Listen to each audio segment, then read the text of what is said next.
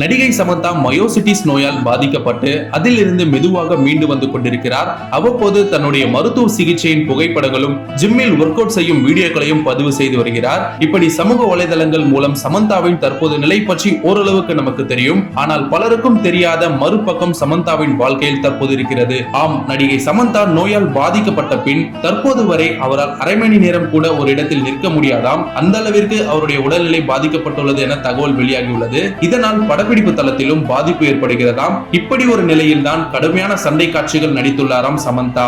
நடிகை சமந்தா தற்போது பாலிவுட்டில் உருவாகி வரும் சிட்டாடல் என்னும் வெப் தொடரில் நடித்து வருகிறார். இந்த வெப் தொடரை ராஜ் மற்றும் TK இணைந்து இயக்குகிறார்கள். இவர்கள் இயக்கத்தில் ஏற்கனவே வெளிவந்த தி ஃபேமிலி மேன் 2 தொடரில் சமந்தா நடித்திருந்தார் என்பது குறிப்பிடத்தக்கது. இந்த சிட்டாடல் வெப் தொடரில் இடம்பெறும் கடுமையான சண்டை காட்சி ஒன்றில் தனது உடல்நிலை மோசமாக இருக்கிறது என்று தெரிந்தும் போடாமல் நடித்துள்ளார் சமந்தா. அந்த சண்டை காட்சியை முழுமையாக நடித்து முடித்துவிட்டு திடீரென மயங்க விழுந்து விட்டாராம். சமந்தா மயக்கம் போட்டு கீழே விழுந்தவுடன் படக்குழுவினர் அனைவரும் அதிர்ச்சியில் பதறி போய்விட்டார்களாம். இதன் பின் அவரை மருத்துவமனையில் அனுமதித்ததாக தகவல் வெளியாகியுள்ளது. தன்னுடைய உடல்நிலை சரியில்லை என்று தெரிந்தும் போடாமல் சமந்தா அந்த சண்டை காட்சியில் நடித்தது மிகப்பெரிய விஷயம் என ரசிகர்கள் சமந்தாவை பாராட்டி வருகிறார்கள். அதேபோல் உடல்நிலை கவனம் தேவை என்றும் விரைவில் சமந்தா முழுமையாக குணமடைய வேண்டும் என்றும் கூறி வருகிறார்கள்.